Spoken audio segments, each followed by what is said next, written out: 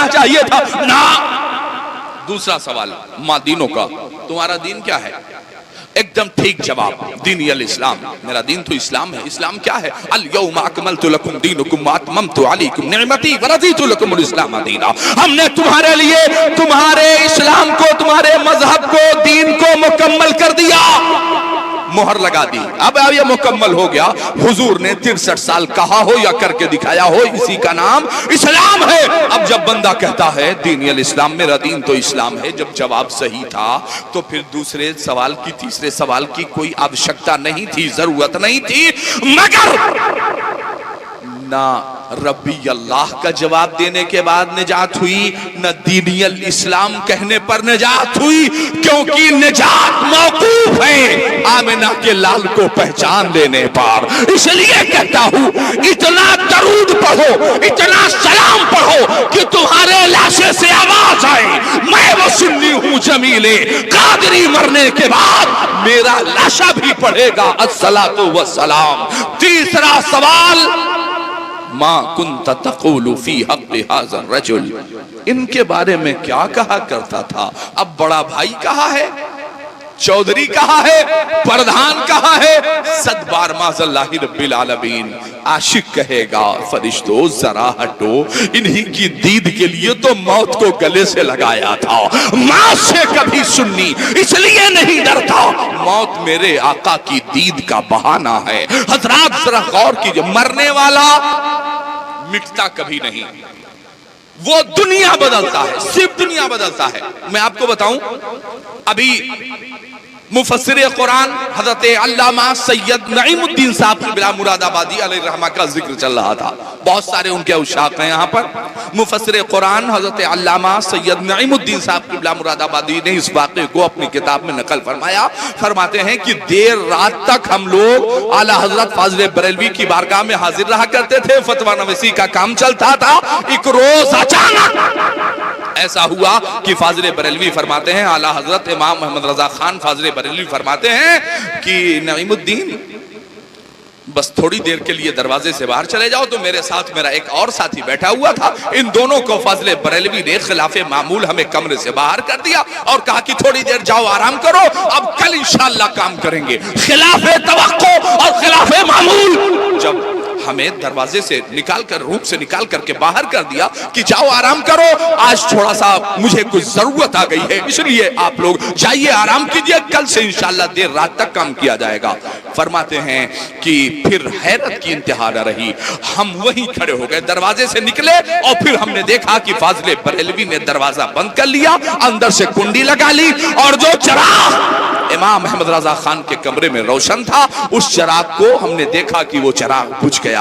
अब फिर जब चिराग बुझ गया तो हमने अपने कान को वो दरवाजे में जो सुराख होता है ना, उस दरवाजे के सुराख से हमने अंदर झांका, मगर अंधेरे में हमें कुछ नजर नहीं आया।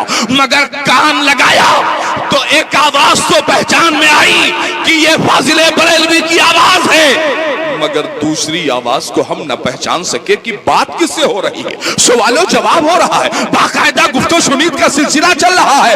अचानक तकरीबन आधे पौने घंटे के बाद चिराग रोशन हुआ, दरवाजा खुला तो हम भाग न सके, हमारे पैरों में इतनी सकत न थी कि हम भाग सकते। फाजिल बरेलवी ने हमें देखा तो कहा कि अरे मौलाना आप गए नहीं अभी तक, यहाँ खड़े हैं। कहा हुजूर मैं गया नहीं, खिलाफे मामूल जब आपने मुझे निकाला हमने कहा शायद कोई प्रॉब्लम तो नहीं। हुजूर हमने देखा आपने दरवाजा बंद कर लिया, हमने देखा आपने चिराग गुल कर दिया। हुजूर फिर हमने सुना, देखा तो नहीं, मगर हमने सुना कि आपके कमरे के अंदर से किसी और शख्स के बोलने की आवाजें आ रही थी। हुजूर आखिर वो कौन था? फरमाते हैं फाजिल बरेलवी के माथे पे शिकन आ गया। कहा नईमुद्दीन पूछो मत, जाओ आराम करो। कहा हुजूर पहली बार आले रसूल होने की हैसियत से आपसे कोई जिद कर रहा हूं, मैं सैयद ज़ादा होने के बाद पहली मर्तबा आपसे जिद कर रहा हूं। हुजूर आज तो आपको बताना पड़ेगा, कमरे से हम निकले हैं, कमरे में कोई नहीं था, फिर हुजूर बंद कमरे में आने वाला कौन था? गुफ्तो शरीफ का सिलसिला किससे चल रहा था? आला हज़रत फाजिल बरेलवी फरमाते हैं कि आले रसूल होने के नाते मैं आपकी इस बात को रद्द नहीं कर सकता सकता हूँ। सुनो ए मौलाना, बात दरअसल ये है, जब हमने अपने कमरे को बंद कर लिया, जब हमने चिराग को गुल कर दिया, जिससे गुफ्तो शुनीद का सिलसिला चल रहा था, वो कोई और नहीं, बगदाद से बड़े पीर दस्तगीर तशरीफ लाए थे मेरे कमरे के अंदर। फरमाया हुजूर, अरे बगदाद से बरेली जसौली में वे बड़े पीर तशरीफ लाए थे।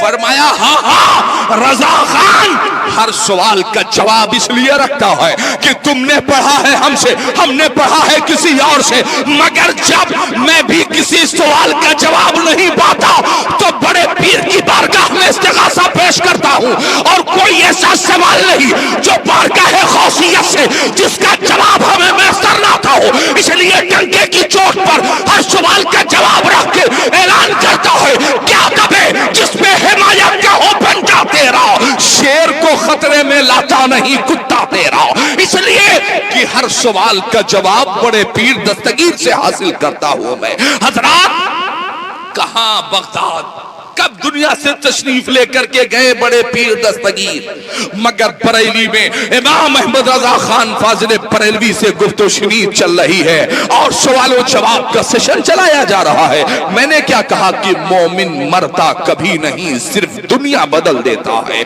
बस इस कॉन्सेप्ट को जहन में रखिएगा। मगर आज का नौजवान ये 100 रुपए की टी शर्ट खरीदेगा और उस पर लिखवा के रखता है अपना भी टाइम आएगा। ऐसा लगता है जैसे 4 जून को प्रधानमंत्री बनने जा रहा हो, अपना भी टाइम आएगा, 100 रुपए का टी शर्ट और अपना भी टाइम आएगा। खमरिया के नौजवानों मेरी बात मानो, इस टी शर्ट उस टी शर्ट को धुल करके प्रेस करके घर में ले जाकर के रख देना। लिखने वाले ने बड़ी दानाई के साथ लिखा है, जब खमरिया में किसी का इंतकाल हो जाए और उसे जनाजे की चारपाई पर लिटा दिया जाए ना, तो जल्दी से जाना, उस टी शर्ट को पहनना और पहन करके आना और जनाजे की चारपाई के सिरहाने खड़े होकर के उसकी लाश को देखना और उसको एक बार चेहरा देखना, एक बार अपने टी शर्ट पे देखना। लिखने वाले ने लिखा है, बेटा ये तो जा रहा है, अपना भी टाइम आएगा, तू भी इसी चारपाई में जाएगा, यानी जब जाना ही है तो मौत आने से पहले तौबा कर दे यार। ओ मुस्तफा के गुलाम, तू तो नारा लगाता है कि गुलामी रसूल में मौत भी कबूल है। मैं पूछ लूं यहां, अगर हुजूर की नामूस की बात आ जाए, हुजूर की अजमत की बात आ जाए, कितने लोग जान दे देंगे? कोई हाथ नीचे नहीं रहेगा, सब कहेंगे हाँ हाँ हजरत एकदम जन्मा दे देंगे हम, हुजूर का मामला आ जाएगा। तो यार अगर गुलामी रसूल में मौत भी कबूल है तो क्या 5 वक्त की नमाज कबूल नहीं हो सकती? गुलामी रसूल में मौत भी कबूल है तो क्या एक दिन में कम से कम 313 मरतबा आका पे दरूदो सलाम नहीं पढ़ा जा सकता? गुलामी रसूल में मौत भी कबूल है तो क्या अपने मरहूमीन के लिए ईसाल सवाब के लिए 5 मिनट नमाज में वक्त नहीं निकाल सकते? इसी गांव में कितने ऐसे भी लोग होंगे, अरे कसम खुदा की अगर रुपया होता है ना तो हम वैसे टेंट वेंट लगा के ऐसे अपने अब्बा के नाम ईसाल सवाब करते। मुझसे सुनो, फ्री में आपको देके जा रहा हूं भैया नुस्खा। जिसे लगता है कि अपने माँ बाप को ईसाल करना चाहिए, पैसा नहीं है कोई बात नहीं, फजर से मस्जिद में आ जाओ, नियत की मैंने 2 रकात नमाज फर्ज फजर वास्ते अल्लाह के मुंह में रकाबा शरीफ की तरफ, अल्लाहु अकबर, सना, सूरह फातिहा, सूरत, रुकू, सजदा, दूसरी रकात में खड़े हुए बसमला पढ़ा, सूरह फातिहा, सूरत और रुकू सजदा। आखिर में जब कादा में बैठे तो क्या पढ़ा? तशहुद, फिर दरूद इब्राहिमी, फिर क्या पढ़ा? दुआए मासूरा। यहाँ तो कुछ नापाक होंगे कुछ पाक होंगे, बावजूद तो शायद 1% हो, मैं सब नहीं जान सकता, मगर यहाँ पाक भी है नापाक भी, मगर वहां पाक भी है, तहारत भी है, वजू भी है, अल्लाह की इबादत भी है, रियाजत भी है, उसको सुभान भी कहा है, पाक भी कहा, उसकी किबरियाई का ऐलान भी किया है। और जब उसे सजदे में जाके मना लिया और उठे, उसके महबूब पर दरूदो सलाम भी पढ़ लिया, आले रसूल पर दरूदो सलाम पढ़ लिया, तब आखिर में कहा है अल्लाह मेरी भी मग़फ़िरत फरमा दे, मेरे माँ बाप की भी मग़फ़िरत फरमा दे और कुल उम्मत मुस्तफा की, मोमिनीन मोमिनात की मग़फ़िरत फरमा दे। तो क्या ये ईसाल सवाब है कि नहीं? Free of cost. किसी ने 1 रुपए मांगा हो मस्जिद में तो बता दीजिए, कभी मांगा हो बता दीजिए? नहीं। मगर ये मुसलमान जहन्नम पैसे से खरीदता है, जन्नत फ्री में लेने के लिए तैयार नहीं है। मस्जिद में इमाम मुअज्जिन साहब गए, दरवाजा खोला, साफ सफाई किया, अजान पढ़ी, 5 लीटर पानी से वजू करते हो, कभी किसी ने आपसे पैसा मांगा है? नहीं। आधे घंटे इमाम साहब ने तकरीर की, कभी आपसे पैसा मांगा है? आपका जवाब होगा नहीं। लाइट, पंखा, इन्वर्टर, जनरेटर सब कुछ फ्री है, किसी ने पैसा मांगा है? नहीं। उसके बाद भी जुमा के दिन जब जुमागी देना होगा तो ऐसे 2 का सिक्का निकाल के ऐसे बंद मुट्ठी से ऐसा लगता है जैसे अपनी प्रॉपर्टी दान कर रहे हो आज, और धीरे से टन से जैसे आवाज, ऐसा ना हो कोई अगल बगल वाला जान जाए, यहाँ 2 रुपए देना, धीरे से चुपके से। और जैसे बाहर निकला वैसे 999 का रिचार्ज कराएगा, भारी नहीं पड़ेगा। 4 लीटर एडवांस में पेट्रोल रखेगा, भारी नहीं पड़ेगा। टीवी रिचार्ज करवाएगा, भारी नहीं पड़ेगा। तमाम जन्नत फ्री में नहीं ले रहा है और जहन्नम पैसे से खरीद करके ला रहा है। कल तक अजान की आवाज पर कुरान बंद कर देने का हुक्म था, आज भी है। ये सोचिएगा अरे हजरत इसका मतलब अब तो नहीं है, नहीं। अजान की आवाज पर कुरान बंद कर दिया जाता था, तुम मोबाइल भी बंद नहीं करते और फिर कहते हो अल्लाह कैसे लोग हाकिम बन गए। अल्लाह ऐसे ही लोगों को भेज करके तब तुम्हें ठीक करवाएगा, जो काम और कोई न कर पाए वो ऐसे ऐसे करवाए। इतना मस्जिद मदरसे का कागज कभी ठीक ही नहीं हुआ जितना इस बीच में हुआ। अल्लाह जिससे चाहे काम ले ले, अल्लाह जिससे चाहे काम करवा दे। खुदा की कसम, मैं तो ये अजीब मुसलमान है, अगर हुकूमत का ऑर्डर आ जाए कि भैया वो आज से मस्जिद में नमाज नहीं पढ़ना है, जैसे कोरोना में हुआ, तो सब आते थे, हजरत 5 टाइम की नमाज काहे है, 8-9 टाइम की काहे नहीं है हजरत? हजरत हम पढ़ाइए, जमाती से पढ़ा, मतलब छल्ली कूद कूद के नमाज पढ़ी जा रही थी। और जिस दिन से हुकूमत ने कहा फ्री है, जो चाहे नमाज पढ़ ले, अब जाते ही नहीं। वही 3 समीउल्लाह दादा के कुल्ला दादा, मतलब यही 3-4 आदमी, इन्हीं की जिम्मेदारी है खाली नमाज पढ़ने की। घूम गया। याद रखना, कायनात में कहीं भी रहोगे, मौत तुम्हें आनी है। और मौत, आखिरी बात करता हूं आपसे क्योंकि वक्त हो रहा है, मौत आएगी तो इस मिंबर से कारी रज़ियल्लाहु को उठा लिया जाएगा। मौत आएगी। अभी 2 साल पहले मेरे उस्ताद मोहतरम हजरत अल्लामा मुफ्ती निजामुद्दीन साहब अलैहि रहमा और उनका जमा साल बेटा दोनों इस दुनिया से चले गए। मौत आती है तो सज्जाद निजामी का गला घोट के मार दिया जाता है। मौत आती है तो बगदाद का कारी कुरान स्टेज पर कुरान पढ़ते हुए दम तोड़ देता है। अभी 2 महीने के पहले आपके इसी गोरखपुर सहजनवा की मस्जिद में मुसल्ले इमामत पर दूसरी रकात फजर की पढ़ाते पढ़ाते इमाम साहब का मस्जिद बिलाल में इंतकाल हो गया। यार जब मौत आनी है कहां भाग करके जाओगे तुम?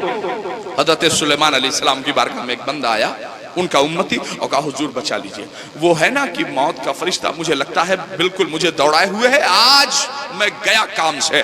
तो कहा फिर? कहा हुजूर मुझे बस बचा लीजिए किसी हिसाब से। बस हजरत सुलेमान अलैहिस्सलाम ने हवा को हुक्म दिया, पूरी दुनिया पर हुकूमत थी, हवा को हुक्म दिया, ए हवा अपने दोस्त पर उठा ले, 7 समंदर पार ले जाके पहुंचा दे।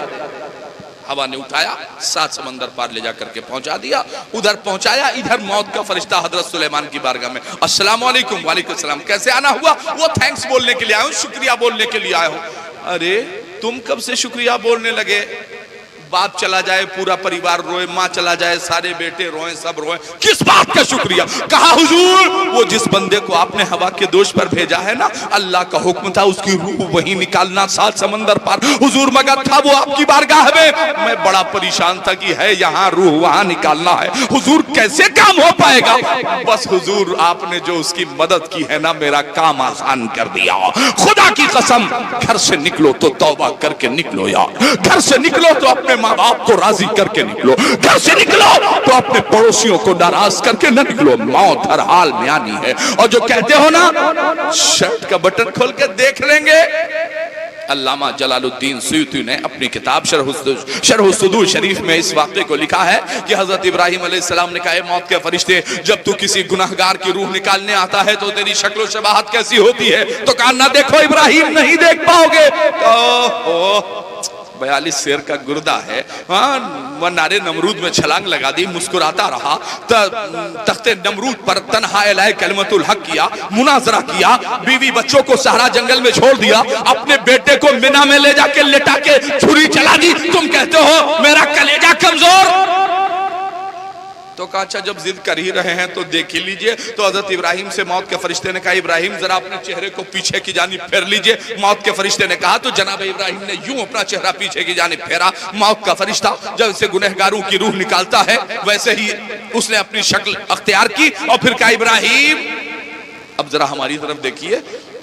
अल्लामा जलालुद्दीन ने लिखा कि मौत के फरिश्ते को असली हालत में देखकर जनाब इब्राहिम का बयान है, नजर भर कर नहीं देखा, नजरें जमा के नहीं देखा, बस यूं हल्का सा शायबा गया, जमीन पर गिरे बेहोश हो गए। हजरत इब्राहिम खलीलुल्लाह, अल्लाह के खलील जमीन पर गिरे बेहोश हो गए।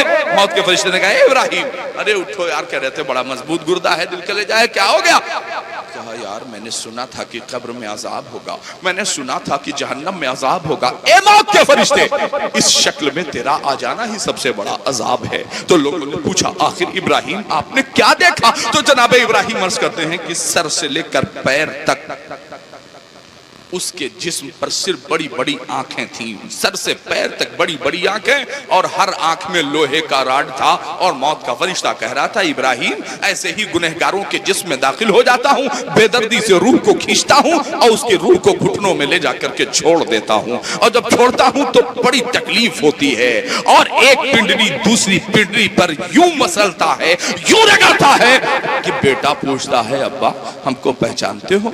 नहीं पहचानता।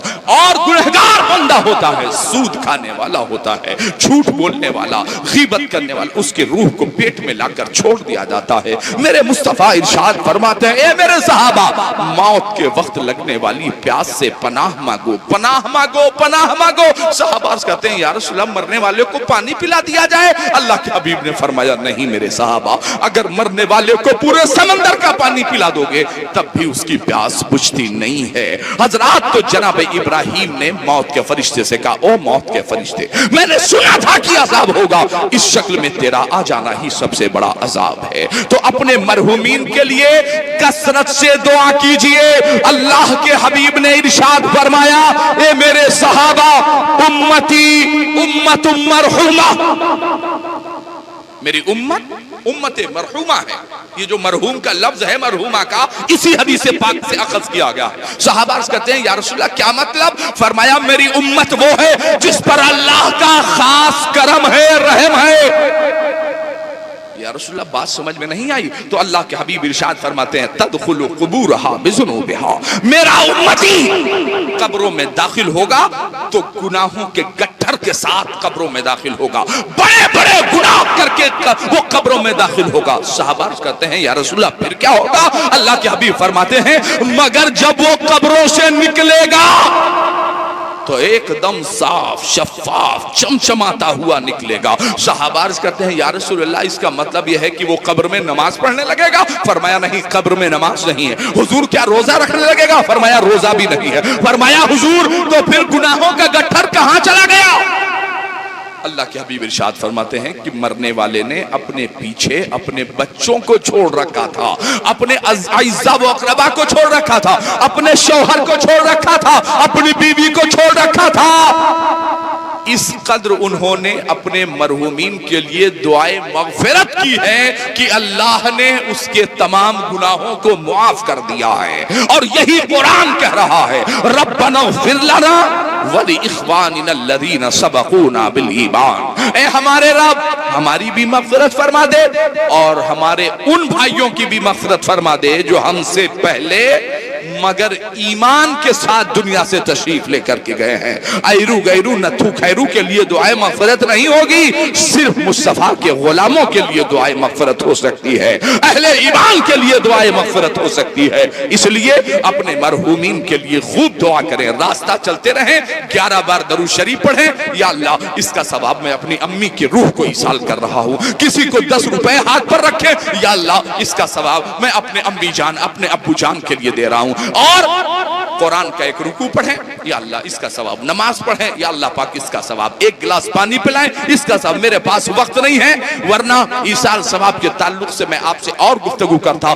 बस सिर्फ इतनी गुजारिश है कि इंशाअल्लाहुल अज़ीज़ अगर आपने ये काम मुसलसल और लगातार कंटिन्यूअस किया, इंशाअल्लाह हमारे मरहूमीन को कब्र में आसानियां होंगी और मोमिन के लिए मौत ये कोई बुरी चीज नहीं है। अल्लाह के हबीब फरमाते हैं तुहफतुल मुमिनिल मौत, मौत मोमिन के लिए तोहफा है, हम तोहफा कबूल करेंगे मगर इस अकीदे के साथ कि अल्लाह हमारा हश्र अपने उन बंदों के साथ फरमा जिनसे तू राजी है, जिनसे तू राजी हुआ। अल्लाह तबारक व तआला अपने हबीब पाक साहिब लौलाक के सदक़े हमारे मरहूमीन की मग़फ़िरत फरमाए, और जो बातें मैंने कही हैं उस पर सबसे पहले मुझे फिर आप सबको अमल की तौफीक अता फरमाए। वमा अलैना इल्लल बलाग। अस्सलामु अलैकुम व रहमतुल्लाह।